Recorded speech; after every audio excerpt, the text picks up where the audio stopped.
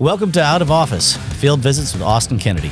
Wright Service Corp is a prominent leader in several environmental services, providing integrated vegetation management, forest management and reforestation, technology solutions, sustainability solutions, and more. Join me as we visit the Wright family of companies' job sites across North America, from Canada to Puerto Rico, and right here in our own backyard, Des Moines, Iowa. Welcome to sunny and hot New Mexico. Today we are featuring Eocene Environmental Group with their inspection crews. We're going to talk to Kimberly and Austin about the great work the Eocene team is doing. Thanks so much for tuning in.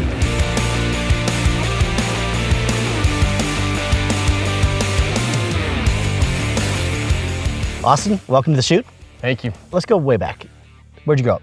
So I was born in Southern Illinois, down in farmland. After high school, I went to Texas, graduated from Baylor. In my time at Baylor, I studied environmental science with a emphasis on natural resource management. What are we working on? We're in New Mexico. We're working on the SunZia project. The SunZia line is a 550-mile project that goes from New Mexico to Arizona.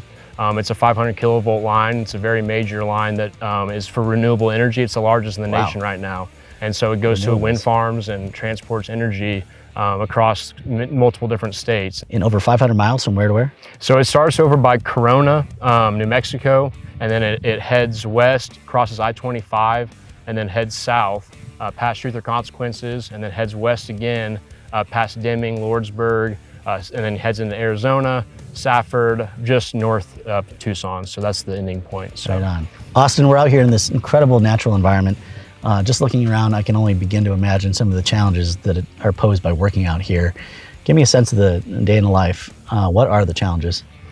So there's a lot of challenges that come up on a daily basis. Everything from remoteness of where we work, that comes with communication. It's very difficult to get, text out and calls and things like that. Then we also have, meetings with the agencies weekly, where we discuss topics and compliance issues and things like that.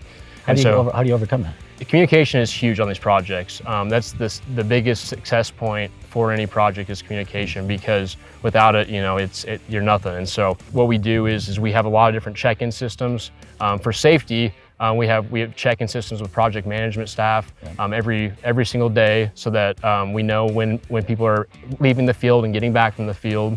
I'll take time out of my day, to call every inspector that involves, to make sure that those communication lines stay open, and to be able to pass on that to empower all the inspectors to have the most up-to-date, current information that they can have to be able to do their job successfully. Well, Austin, you're a young man, but you've been in this environmental sciences consulting game already for a while.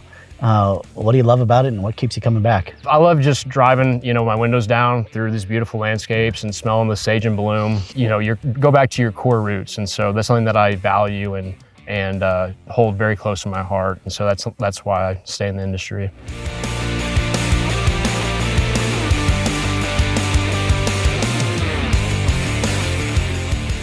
Austin, we were talking earlier about the CIC specialty. Remind me, what does that term mean? Yeah, so we're the CIC on this SunZia contract. We are the compliance inspection contractor, and so we act as an extension of the Bureau of Land Management, Bureau of Reclamation, and U.S. Fish and Wildlife Service. We do inspections, we do monitoring, and then we do daily status check-ins about the construction updates, where we also have weekly meetings. And so all that entails is that we basically are an extension for the federal agencies to be able to help make sure all these projects stay up to environmental compliance and things of that nature. Fantastic, great explanation. Can you kind of, for a layperson, a lay audience, can you walk us through the stages of what it would take? I mean, this is probably 15 years in the making, but as it relates to the specific construction, what does that look like? Yeah, absolutely. So the initial first start of the stage will be civil work. They'll come in and they'll remove all the topsoil from the pad site. And so whenever they do that, they'll take the topsoil and they'll berm it up like what we see in the behind us. And all of that seed bank and that organic matter inside of that soil will be pushed up against the side of the pad site to be able to be used down the road in reclamation. Once they've built the initial pad site, they have to make it a flat area because they have to put cranes and things of that nature, then a level surface. But after that, and we see in the behind us, we have self-supporting lattice towers. And so these are actually concrete pedestals that they will dig out and implant into the ground and then backfill. After that step, then they go to structure assembly, where they'll bring in all the pieces of steel and they'll start to piece together all those pieces and start to stack them on top of each other. So that's what you kind of see here. And so then one of the final steps is they'll come in and with a crane and they'll start to stack all those towers up piece by piece until you have the final product that is these big steel towers. Once they do that, then they'll go into the wire stringing process. The wire stringing oftentimes is done with helicopters. We'll take the helicopter and connect it from the last span, and they'll go through the travelers to be able to connect through the next span, and they'll pull it all the way through, connect to the hard line, pull it back through, and then raise it all up and get everything clipped in. And then the final step is reclamation. All right, Austin, great explanation of this process. Just in general, how long does this take? Yeah, so we started about 2 years ago, and we are actually ahead of schedule on SunZia. So the energized date should be here in a couple of months, and so everything's looking ahead of schedule and looking great. So thanks, Austin. Yes, sir. Thank you. Job.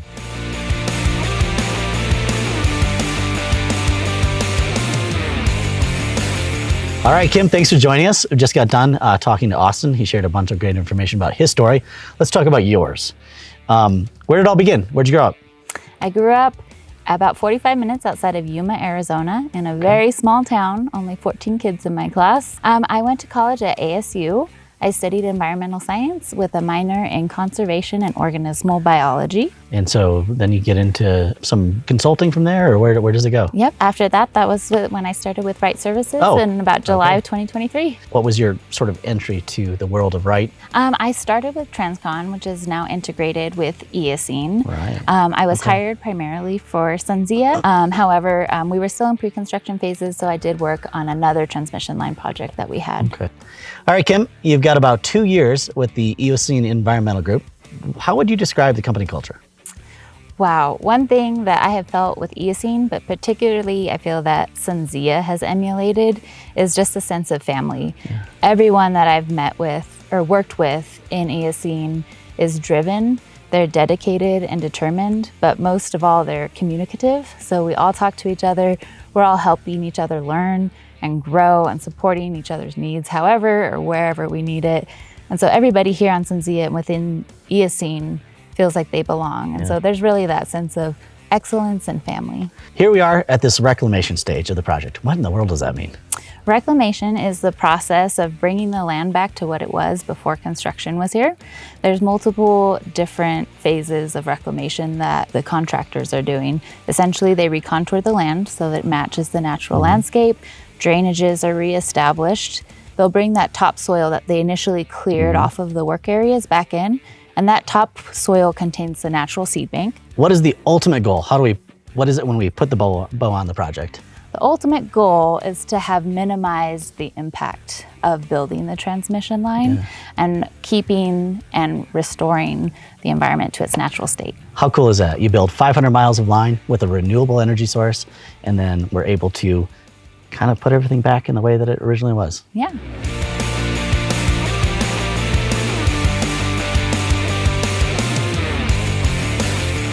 All right, Kimberly, here we are on the SunZia job site. Safety is our highest value. Tell me about some of the basic safety concerns you would have on a job site like this. So specifically here on SunZia, it depends what phase of construction you're in. You're gonna have different sizes and types of equipment. For example, when you get into wire stringing, you're gonna have helicopters, pulling and tensioners. When you're in early phases, you're gonna have large excavators and graders. So what we're looking out for is we're having very good situational awareness. You don't ever want to put yourself in a pinch point where you're trapped behind equipment. You're watching for swinging radii, and these big pieces of equipment can't always see you, even with high vis on. We're outside, it's hot, you're gonna have inclement weather from windstorms to monsoons. Yeah. And so you're gonna mitigate those all differently, but specifically on SunZia, we're looking at driving hazards and equipment. Let's say you have a compliance issue, what do you do? If it's something basic that can be resolved, so for example, I see a piece of equipment that just started to leak and I can communicate that in the field and we can get that cleaned up. However, there are certain cases where it's gonna take a lot more remediation. So we have a Survey 123 form called a notable observation that we fill out, and we put all the information in there. What was the compliance issue, data points like the GPS location, photo points, summary description, and we send that back into our PM team. They're going to process that notable observation and send it on to the contractor so that they can deal with it or send back their comments. You mentioned Survey 123. Could you give me just a basic layman's sense of what is that tool? Survey 123 is a super useful tool. It's by ArcGIS, and we can create our own survey specific to the project.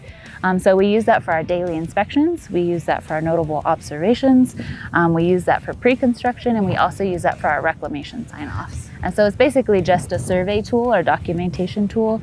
So instead of doing paper surveys, it's done digitally. Fantastic. Yeah. Great job. Thanks so much. Thank you, Austin.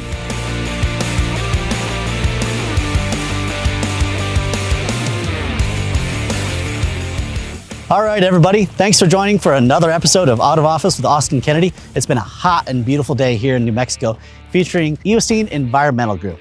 We talked with Austin and Kim about a day in the life on the SunZia transmission project.